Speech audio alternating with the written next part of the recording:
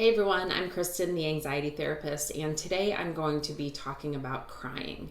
And I can't tell you the number of times that a client has been in session and started crying and apologized for it. And it's like, if there's anywhere in the world that it's acceptable to cry and that you won't be judged for it, it's in a therapy session. However, this just speaks to the sort of social stigma that's attached to this act. And I think a lot of times we grow up with the belief that the act of crying is somehow indicative of the fact that we're weak, or that we can't handle emotions, when in contrary it actually points to the opposite. So crying is a very normal reaction to emotions, and it helps us regulate emotion.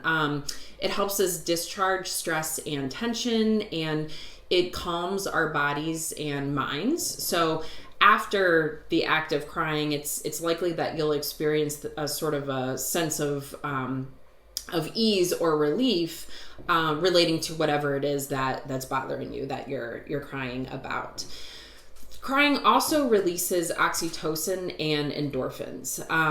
These are both feel-good chemicals. Oxytocin is sometimes referred to as the love hormone because it kind of creates this feeling of euphoria and bonding and connectedness to other people. And then endorphins help to reduce stress and improve mood. So together, the oxytocin and endorphins really help to ease both physical and emotional pain. And so that's why crying sort of activates these chemicals and activates our parasympathetic nervous system. And this is the branch of the nervous system that is responsible for restoring our body to a state of balance. You might hear it referred to as the rest and digest part of our nervous system. That's because it's responsible for a lot of the internal processes that occur when we're in a resting state, such as the digestion of food.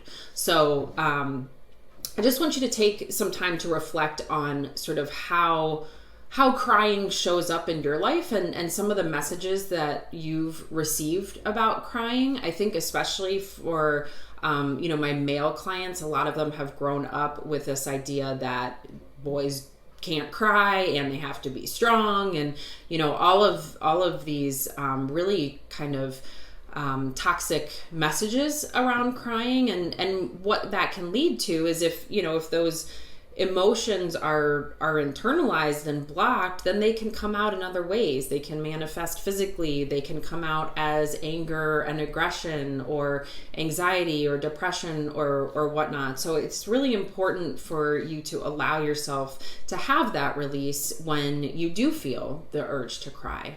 So I hope this was educational and helpful. Be sure to follow me at Cathartic Space Counseling on both Facebook and Instagram. And if you want to learn more about me and my practice, check out my website, catharticspacecounseling.com. I hope you all have a great weekend. I'll see you next week.